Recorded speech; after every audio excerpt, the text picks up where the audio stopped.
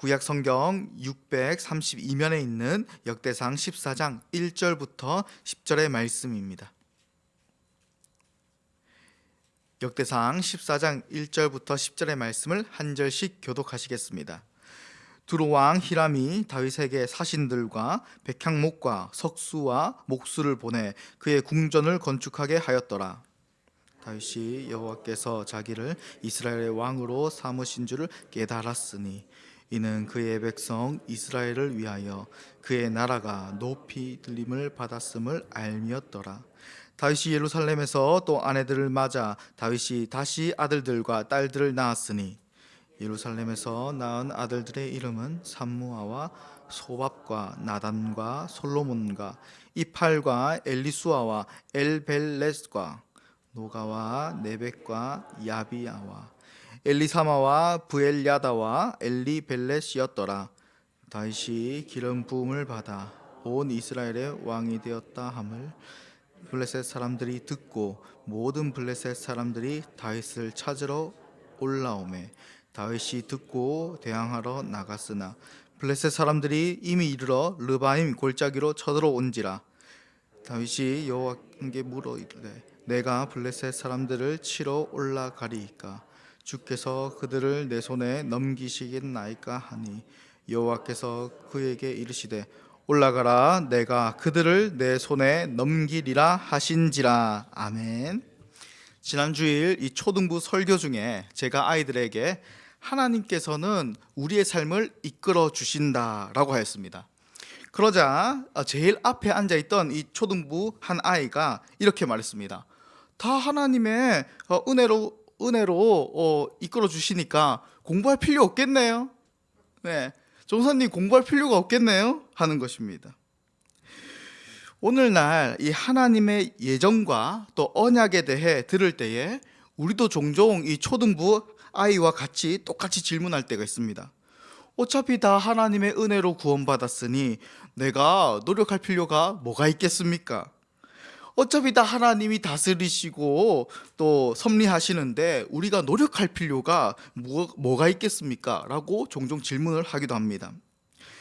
예전에 저는 이런 생각도 했습니다. 차라리 예정 교리를 몰랐다면, 또 우리의 구원이 오직 하나님의 은혜로 된다는 이 진리를 몰랐다면 내가 좀 더 선하게 살려고 노력하지 않았을까? 과연 성도들에게 이 예정 교리를 굳이 알릴 필요가 있을까라는 생각을 한 적이 있습니다. 그런데 이 성경을 읽어보면 참 놀라운 사실을 발견합니다. 하나님께서는 어떤 일을 행하고자 하실 때 늘 자신의 사람들에게 미리 약속해 주시고 자신의 뜻을 미리 알려주십니다.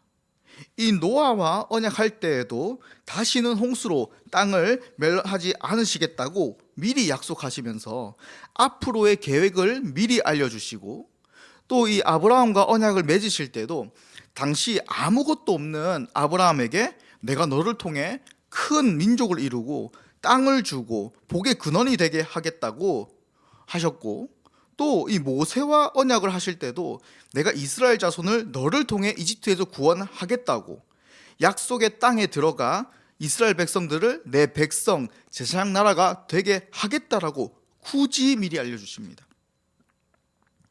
여러분, 차라리 하나님께서 이러한 계획을 본인만 아시고 그냥 속으로 본인만 아시고 우리에게는 그냥 약속의 땅으로 가라, 이집트로 가라, 거룩하게 살아라, 그냥 명령만 하시는 게 더 낫지 않았을까요? 어차피 하나님이 다 이루실 거니까 우리에게는 차라리 이 모든 게 네가 하기 나름이다 라고 한다면 우리는 그 말씀을 항상 기억하면서 더 열심히 그 약속을 이루기 위해서 노력하지 않았을까요?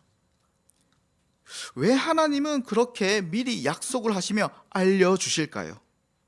오늘 본문 말씀을 통해 우리는 하나님의 약속과 뜻에 대하여 우리가 어떻게 반응해야 하는지를 함께 나누고자 합니다.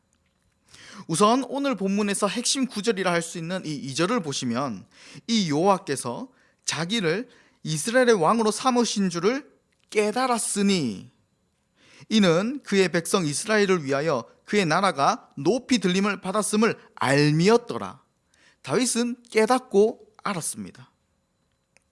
그런데 다윗은 이러한 하나님의 뜻을 깨닫고서는 하나님이 어차피 다 알아서 하시겠지 하면서 방종하게 살거나 무책임하게 그냥 권력만을 누리면서 사는 게 아니라 오히려 강한 나라를 만들기 위해서 최선을 다합니다.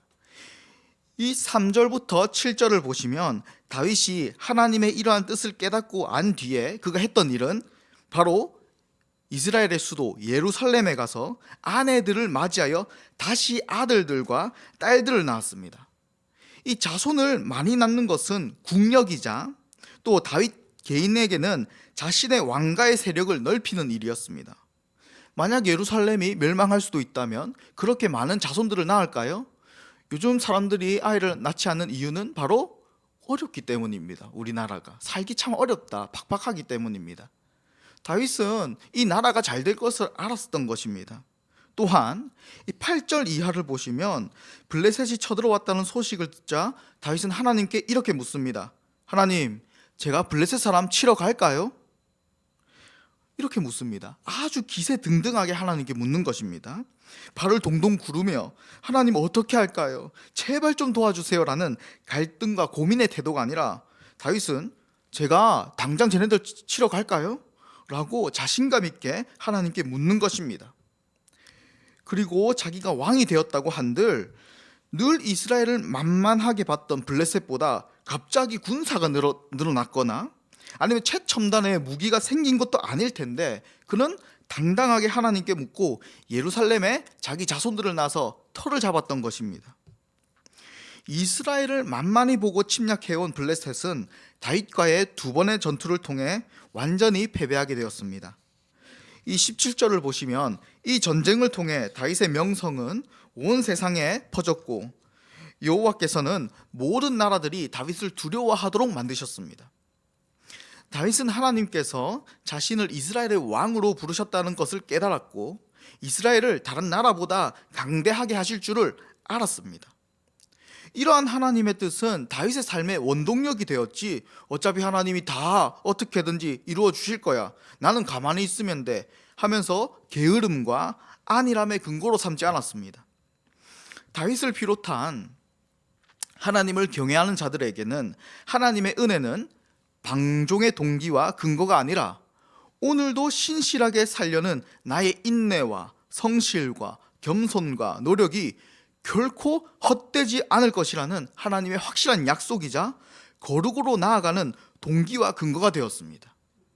이런 거죠. 네가 공부하면 내가 시험에 붙여줄게. 어떻게든 내가 시험에 붙여줄게. 이러면 공부하겠습니까? 안 하겠습니까? 하죠. 네. 하나님이 시험의 그 과정을 보신다고 하면 하는 겁니다. 네. 다윗이 이스라엘의 백성들을 데리고 망설임 없이 블레셋과 싸울 수 있었던 근거는 바로 하나님께서 나를 통해 이 나라를 다른 나라보다 강대하게 하실 것을 깨닫고 알았기 때문입니다. 백성을 위하여 왕으로서 하는 최선이 결코 물거품이 되지 않을 것임을 깨닫고 알므로 그는 담대히 싸울 수 있었던 것입니다. 다윗이 자신의 자손을 이스라엘의 수도인 이 예루살렘에서 낳은 것은 바로 이 예루살렘이 열방 가운데 중심이 될 것이고 강대하게 될 것이라는 하나님의 뜻을 알았기 때문입니다. 다윗의 일생 중에는 분명 크고 작은 실수들이 있었고 정말 굴욕과 모욕적인 일들이 그에게 있었습니다. 그러나 그의 인생이 과연 하나님의 마음에 합한 자였다는 것과 위대한 다윗 왕으로 오늘날까지 평가받은 이유는 다름 아닌 하나님께서 그에게 하신 약속들이 다 이루어졌기 때문입니다. 다윗의 후손으로 태어나신 예수님이 왕이 되셔서 다윗의 집안이 영원한 왕의 집안이 되었고 모든 나라 가운데 이스라엘이 높이 들림을 받을 것이라는 이 하나님의 뜻이 이제는 히브리 민족을 넘어서 한국인까지도 과거, 현재, 미래를 넘어서 모든 세대에 걸친 이 하나님의 자녀들이 이스라엘이 되어서 하나님의 나라를 누리며 살게 되었습니다. 나라들이 망하고 많은 민족들은 섞이고 없어지더라도 하나님이 다윗에게 말씀하신 이스라엘은 결코 없어지지 않았습니다. 오늘날 우리도 마찬가지입니다. 하나님은 우리에게 약속하셨습니다. 우리의 행위와 상관없이 구원의 은혜를 받았습니다. 이 구원의 은혜는 우리의 삶이 각종 인내와 괴로움과 고통과 모욕과 어려움과 허무함과 이 모든 것으로 점철된다 하더라도 우리의 삶이 결코 헛되지 않았음과 동시에 오늘도 우리가 겪는 크고 작은 일, 그리고 하루하루 감당해내야 하는 일들과 또 주어진 책임들이 아무런 열매를 맺지 못하는 것처럼 느껴질지라도 하나님은 그 일들을 통해서 오늘도 하나님 나라를 이루시고 우리의 별 볼 일 없는 인생도 결국 예수님이 이 땅에 오실 그때가 되면 명명백백하게 모든 이들 앞에서 주님의 품에 안기어 하나님과 함께 영광의 나라로 들어갈 것입니다.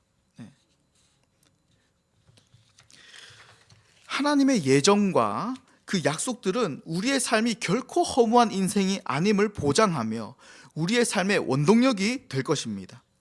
이 새벽에 기도하실 때에 하나님, 우리의 짧고 연약한 인생이 하나님으로 인해 아름다운 인생이 되길 원합니다. 하나님의 뜻이 우리의 삶의 생명이 되고 삶의 원동력이 되길 원합니다.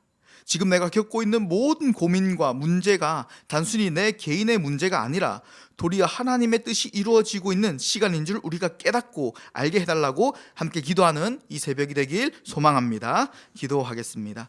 놀라우신 삼위 하나님, 은혜를 감사합니다. 만약 우리의 삶이 우리의 어떠함으로 평가받고 의미를 결정짓는 기준이 된다면 우리 모두는 헛수고를 한 것이고 고생만 하다가 끝났던 인생이 될 것입니다. 그러나 주님, 우리를 늘 약속의 말씀을 보게 하시고 그로 인해 우리가 하나님을 위해 거룩하게 살려고 몸부림을 치고 고통 중에도 인내하고 끝까지 예수님을 따르는 사람들로 노력하는 이 모든 노력이 결코 물거품이 되지 않을 것을 깨닫고 알게 하시니 감사합니다. 오늘 하루도 인내와 성실로 그리고 소망을 품고 살아가겠습니다. 늘 우리와 함께하여 주시고 영광의 그 나라에 들어갈 확고한 우리의 미래를 믿으며 하루하루 자기 십자가를 온전히 지며 살아가게 하여 주시옵소서. 모든 은혜를 감사드리며 우리 구주 예수님의 이름으로 기도합니다. 아멘.